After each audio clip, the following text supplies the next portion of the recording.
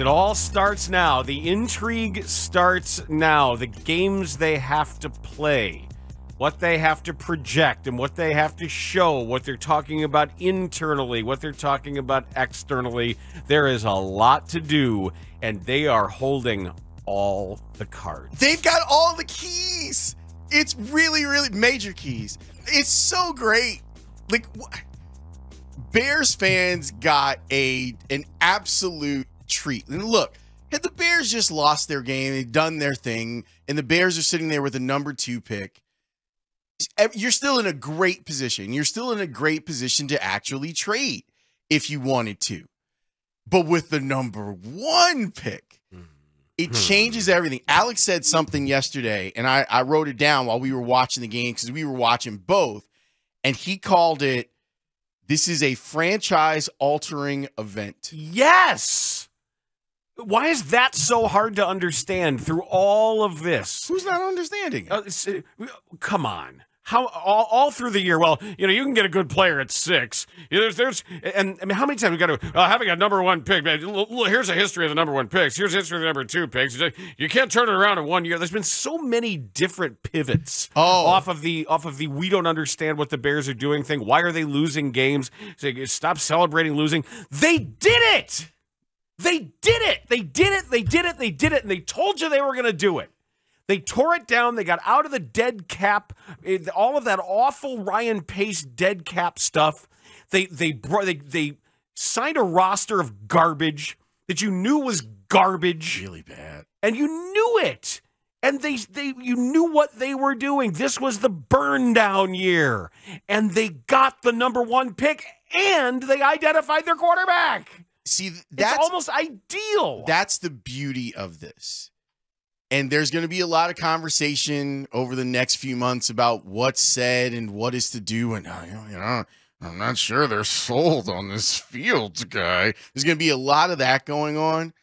But the identification of the quarterback was important because of this. Like, if you identify the quarterback, you know what that allows you to do?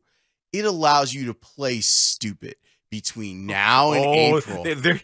There's going to be a lot of that, and the Bears aren't going to be the only ones doing it. Well, we just spent a whole season of people playing stupid. Well, the Bears will actually be doing it for a purpose.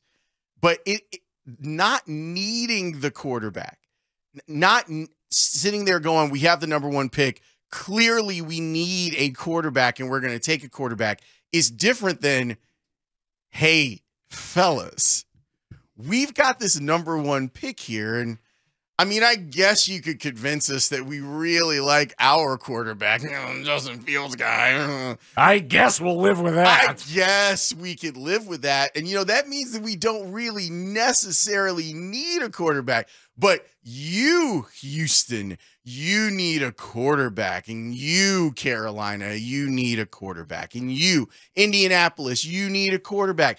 Denver, you might need a quarterback. Atlanta, you might need a quarterback. And if you were to trade with us and we have the number 1 quarterback, guess what? You could pick whatever quarterback you wanted. And we haven't even begun the silly season of quarterbacks rocketing up the draft board. Well, I mean, we have, because the till, Will Levis thing is happening. I'm telling you, wait till Will Levis is going to be the number 2 guy. He's going to leapfrog C.J. Stroud. Yeah, on every board. That's the thing of it. And if you're sitting there going, well, there's no guarantee, all you have to do is look at recent drafts. The 49ers had to have Trey Young. They had to have him. The Bears had to have Mitchell Trubisky. So I don't care in what order you have the quarterbacks ranked. There is a GM and a scouting department that has got their heart set on a particular quarterback. And you know who that benefits? Your Chicago Bears. Can we dispense with something here, too? And Sure. I see it on Twitter. I see it everywhere else. And it is this completely nihilistic stance of, it doesn't matter because they're the Bears and we don't. They're going to mess it up. They're going to mess it. Then just forget being a fan. Like, I don't know why you bother.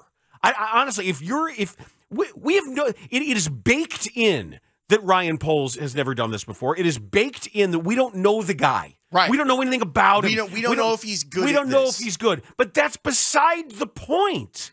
And if that's your problem, if you're walking around muttering like, well, it doesn't really matter because this guy sucks, then don't bother.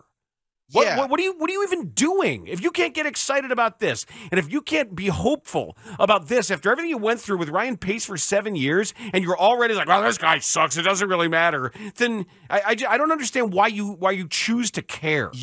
This is the best case scenario, no matter who is the GM of the Bears. Yes, I do think that there are still things that lead one to be concerned about whether or not Ryan Poles can do this job effectively. That being said, he's got all the ammunition. Everything that you would want a GM to have, and even him having all this ammunition actually allows for a margin of error because they have a ton of cap space, because they have the number 1 pick. It allows for there to be some mistakes along the way. He's got to get the trade value right. And I do think that there is an opportunity, as weird as it sounds, for multiple trades by the Bears in the first round of this draft. I think there's an and all you want is more and more, as many good players as you can find inside of a particular draft. You got 2 lines to build. You have 2 lines to build. A whole defensive front 7. You need skill position players. You need everything. And that's the next thing. Well, I don't know. They got so many needs. We know they have all the need. That's the point. Right. Part of it was going in and making the assessments of who was going to be here as you try to fill out this roster. And it's going to turn over. This roster is going to turn over like you wouldn't believe over the next few months. And does that mean that you can build a Super Bowl caliber team in one offseason? It's unlikely, but it's not impossible. Well, that's the other thing. It's like, I don't know. This is going to take multiple seasons. Yes, we do know it's likely to take multiple seasons. This is not. Everybody's trying to sound like they're preaching from Mount Olympus with this idea that it's going to take more time than you think. They have Justin Fields. Correct. And you have draft capital, and you've got money to spend, so you can accelerate some of this stuff and put put yourself in a position like the Eagles where you can make aggressive moves. So what do the Eagles do? All right, let's go draft a wide receiver. Let's go draft and trade for one. Let's draft the Heisman Trophy winner. Let's put him out there, and let's also go and trade for a dynamic receiver and then give him an extension. There are receivers out there that I would imagine would like their address changed after what they've gone through this past season. That's on the table for the Bears right now, for them to do that. The Bears can kind of do what they want. They can create the mosaic. If your concern is you don't think that Ryan Poles can do it, I understand that. I understand your trepidation. But he's the GM. He's the GM, and you've never seen a Bears general manager armed with this. So even if unless he is a complete buffoon, I think that the margin of error is going to allow for the Bears to get better immediately. To me, the only thing that he could do wrong is make that number 1 pick. That's the only thing that he could do wrong. But there are going to be people knocking on the Bears' door, and they're going to say, we want Bryce Young, or we want Will Levis, or we want to choose. We want to be in a position to make the choice. And maybe that choice is, you know what? We want Will Anderson, but we want to choose who it is. The other thing that I will say to Bears fans, because I brought up Will Anderson's name, don't get fixated on players. Don't get fixated on, as much as we like Carter and Anderson and we understand their importance to what Matt Eberflus would try to do on a defense.